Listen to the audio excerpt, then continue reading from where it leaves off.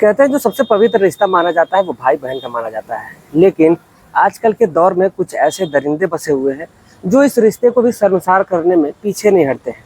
कुछ ऐसे लोग हैं जो इन रिश्तों की मान मर्यादाओं का भी ख्याल नहीं रखते हैं, चाहे वो पिता हो या भाई हो, बहन हो, माँ हो, बेटी हो या फिर बेटा हो। कहीं ना कहीं लोग एक दूसरे की मजबूरी का फ़ायदा उठा देते हैं। और मैं सबकी बात नहीं कर रहा, लेकिन इस समाज में कुछ ऐसे दरिंदे पड़े हुए हैं कि जो इन सब चीज़ों को, इन सब बातों को एकदम वाहियात तरीके से समझ करके और उसका गलत तरीके से फ़ायदा उठाते हैं। हाल ही में एक मूवी मैंने देखी, उस मूवी में भी उसने अपनी भतीजी के ही साथ इस प्रकार का घिनौना काम कर दिया था, जिसको सुन करके, जिसको सोच करके सभी लोगों के होश उड़ जाते हैं, जिसको देख करके रूह तक कांप जाती है कि एक व्यक्ति अपनी भतीजी के साथ ऐसा कैसे कर सकता है। वो भी एक अच्छी खासी मूवी थी, उस मूवी में दिखाया गया था। खैर, आज की जो कहानी है, एक भाई ने अपनी ही बहन की गंदी वीडियो बनाता है और उसके बाद वहीं से वो जो सिलसिला होता है वो बहुत ही ज़्यादा बुरा हो जाता है। चलिए आज की कहानी की शुरुआत करते हैं और जानते हैं कि आखिर ऐसा क्या हुआ था।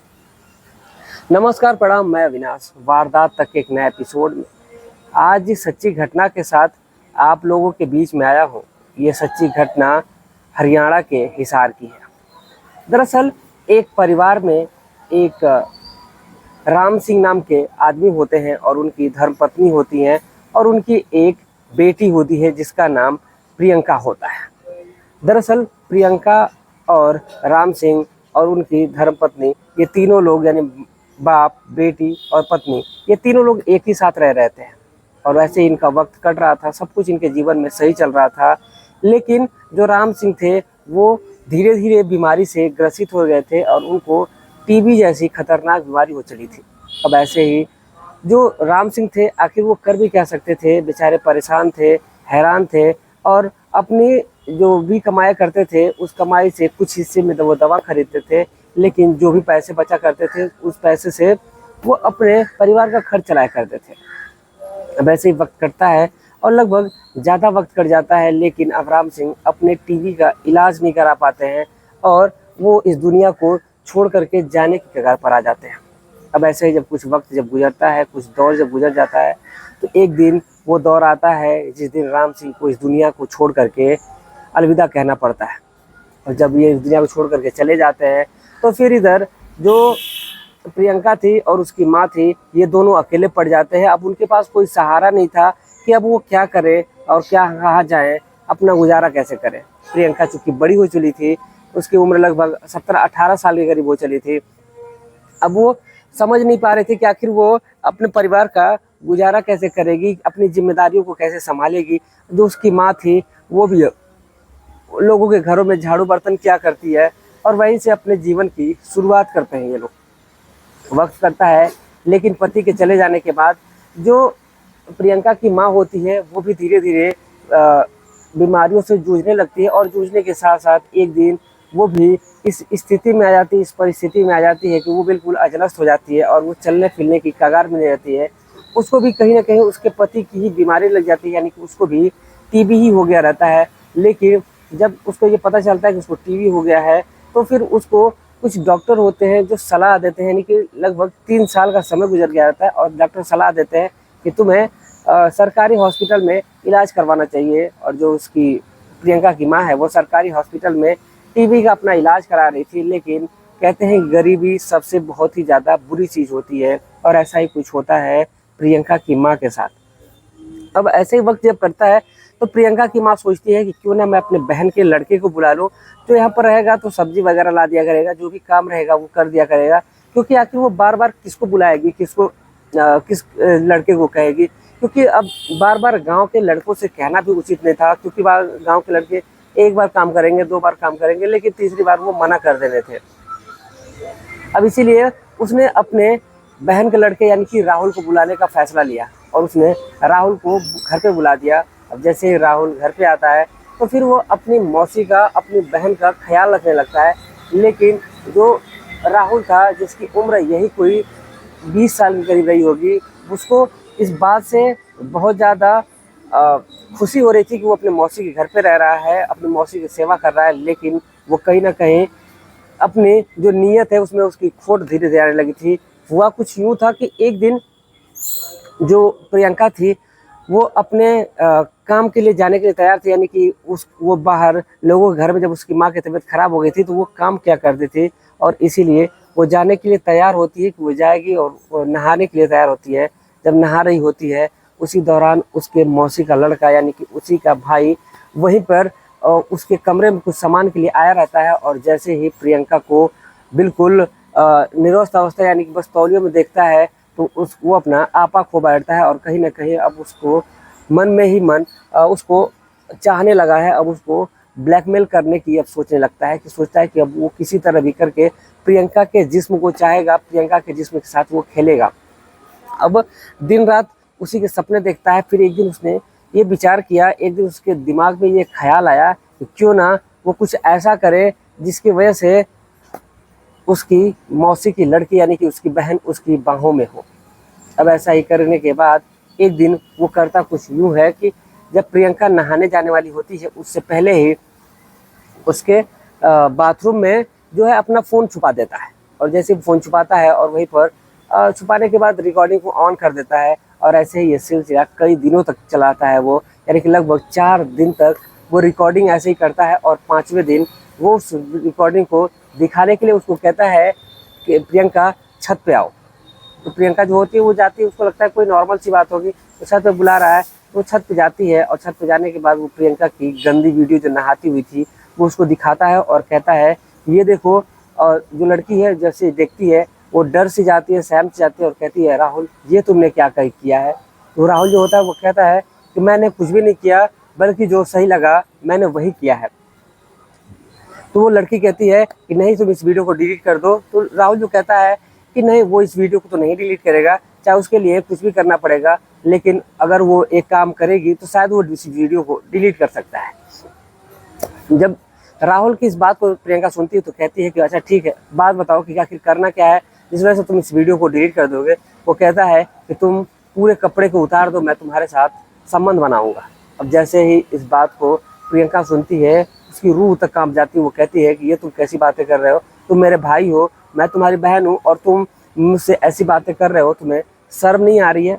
अब इस पर जो राहुल कहता है कि ये सब फालतू की बातें मत करो, तुम मेरे साथ संबंध बनाओ, मैं तुम्हारे साथ संबंध बनाऊंगा, नहीं तो मैं इस वीडियो को वायरल कर दूंगा, इस वीडियो को अलग अलग लोगों पूरे मोहल्ले में बांट दूंगा। अब जो प्रियंका थी वो मजबूर थी, आखिर उसके पास अब कोई ऑप्शन ही नहीं था। अब इसीलिए प्रियंका जो थी वो मजबूरन उसके पास जाती है और अपने कपड़े को एक एक करके खोलने लगती है, और राहुल उसके साथ छत पे गंदे काम करता है, यानी उस लड़की के साथ शारीरिक संबंध बनाता है।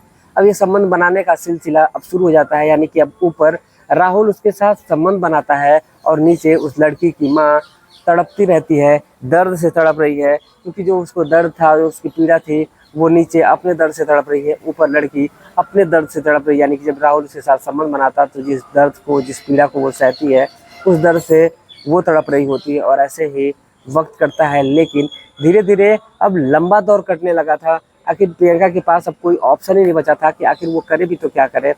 अब इधर जब कुछ जो पैसे कमा रही थी वो उस पैसों से उसका गुजारा नहीं होता है। अब इसलिए उसने विचार किया कि अब वो जा करके शहर में कमाएगी, और इसीलिए उसने अपनी जो पढ़ाई थी उसी के आधार पर वो चली जाती है शहर में। गांव से कुछ ही दूरी पे, लगभग 20 किलोमीटर की दूरी पे शहर होता है, वहीं पे जाती है और अपना रिज्यूम जो होता है, डाटा जो होता है, वो सबमिट करती है, और एक कंपनी में उसको जॉब मिल जाती है। अब जॉब मिल जाती है, वो पूरे महीने जॉब करती है, और जो उससे सैलरी मिला करती थी उस सैलरी से अपनी माँ की दवाई का खर्च, अपने घर का खर्च चलाया करती थी। जो भी काम रहा करता था वो राहुल तो किया ही करता था, लेकिन पर डे प्रतिदिन उस लड़की के साथ हैवानियत हुआ करती थी, शोषण हुआ करता था। जब भी राहुल का मन किया करता था, अब तो ऐसा हो गया था कि वो उसके साथ पूरी पूरी रात उसी के कमरे में ही सोया करता था, उसको ले जा करके छत पे उसके साथ शारीरिक संबंध बनाया करता था। अब ऐसे ही ये सिलसिला चल रहा था, लेकिन हद तो तब हो जाती है कि वो उस लड़की के डॉक्यूमेंट ले लेता है और उस लड़की से कहता है कि जो तुम पैसे कमा रही हो उसमें से मुझे आधे पैसे चाहिए, मेरा खर्च नहीं चल पा रहा है। तो लड़की जो होती है वो परेशान हो जाती है, वो कहती है कि वो पैसे नहीं देगी। फिर उसके बाद वो उसको धमकाने लगता है, और जैसे ही वो धमकाता है तो प्रियंका अब इस बार निर्णय कर लेती है कि चाहे जो भी हो जाएगा वो अपनी माँ को इस बारे में ज़रूर बताएगी। और इसीलिए उसने अपना निर्णय अडिग रखा और उसने अपनी माँ को सोची बताने की बात, लेकिन एक बार के लिए वो रुक जाती है, सोचती है कि नहीं अब अपनी माँ को बताएगी तो उसकी माँ को बहुत ही ज़्यादा दुख होगा, वो अपनी माँ को बताना उचित नहीं समझती है। लेकिन आखिर वो इस दर्द को कब तक सहती, कब वो उसके मौसी का लड़का उसके साथ संबंध बनाता, और वो भी अनैतिक तरीके से संबंध बनाता, कभी ओरल तो कभी अलग अलग तरीके से अलग अलग क्राइटेरिया के साथ उसके साथ संबंध बनाता। जिस लड़की है उसको चीज़ को वो झेल नहीं पाती है और वो लड़की परेशान हो जाती है, और फिर वो अपनी माँ से कहने का निर्णय लेती है। और एक दिन शाम के वक्त जब वो अपनी जॉब से आती है तो राहुल उसके साथ शारीरिक संबंध बनाने के उसको परेशान करता है, किचन में परेशान कर रहा था। तो प्रियंका वहाँ से गुस्सा होती है और आ करके सीधा अपने माँ के पास जाती है, और वहाँ पर जा करके माँ से सिर के पास बैठती है और माँ से कहती है कि माँ मुझे तुमसे कुछ बताना है, तुमसे कुछ बातें करनी है। तो जो उसकी माँ होती है वो कहती है कि बोलो बेटा, आखिर बात क्या है, तुम इतनी परेशान क्यों लग रही हो, जो भी बात है खुल करके बताओ। अब जो प्रियंका होती है वो सारी बातें एक एक करके, जो उसके मौसी का लड़के ने ये सारी बातें की थी, सारे काम किए थे, और लड़की ने सारी बातें बयां की। उसने कहा कि उसने उसकी नहाते हुए गंदी वीडियो बना ली है, नहाते टाइम उसकी वीडियो बना करके वो उसको धमकी दे रहा है, और आज से लगभग 3 साल से वो उसके साथ शारीरिक शोषण कर रहा है। अब जो भी पैसे कमा कर आते हैं उसके पैसे को भी वो छीन लेता है, और उसके साथ रोजाना ज़बरदस्ती करता है, चाहे किचन हो, रूम हो, बाथरूम हो, छत पे जहाँ भी मैं जाऊँ उसका जब भी मन करता है मेरे साथ मेरे शरीर को नोचता रहता है। अब मुझसे बर्दाश्त नहीं हो रहा है। तो उसकी माँ जो होती है भले ही बीमार होती है लेकिन वो हिम्मत करती है, और ये सब बातें उसको बताते हुए राहुल जो है वो सुन लेता है, और वहाँ से वो तुरंत फरार हो जाता है। लेकिन जो उसकी प्रियंका की जो माँ होती है वो उठती है, और उठने के बाद वो अपनी बेटी को लेकर के सीधा नज़दीकी थाने में पहुंच जाती है, और वहाँ पर अपनी बेटी के ऊपर हुए अत्याचार के बारे में एक एक बातों को वो बयां करने लगती है, और पुलिस के सामने सारी बातों को खोल करके रख दिया जाता है।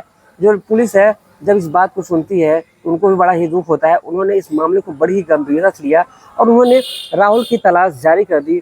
लगभग 2 दिन की मुशक्कत के बाद जो राहुल है, राहुल की कॉल लोकेशन के हिसाब से उसको पुलिस अरेस्ट करती है, और अरेस्ट करने के बाद से उसके ऊपर गंभीर धारा में FIR लगाई जाती है, और उसको लड़की के साथ बलात्कार करने के जुर्म में और भी तमाम धाराएं लगाई जाती हैं, और लगा करके उसको जेल की सलाखों के पीछे डाल दिया जाता है। और एक हवसी दरिंदे का अब यहाँ पर अंत हो गया है। यानी कि जो एक परिवार जो अपने अपने लिए सहारा ढूंढ रहा था कि एक उसकी बहन का लड़का आएगा तो उसका सहारा बनेगा, वही लड़का हैवान बन जाता है और उसी के बेटी के साथ हैवानियत पे उतर जाता है। तो आप क्या कहेंगे इसके बारे में? आप अपनी राय कमेंट में ज़रूर लिखिएगा। साथ ही साथ आप अपनी राय के साथ साथ आप किस प्रदेश से हैं ये भी ज़रूर लिखिएगा। इस पूरे घटनाक्रम को सुनाने का उद्देश्य किसी की भावनाओं को ठेस पहुंचाना नहीं है, बल्कि आपको जागरूक करना है, आपको सचेत करना है कि आप जहाँ भी रहें स्वस्थ रहें, सुरक्षित रहें, अपना ख्याल रखें, अपने परिवार का ख्याल रखें। मिलते हैं एक और सच्ची घटना के साथ, तब तक के लिए जय हिंद, जय भारत।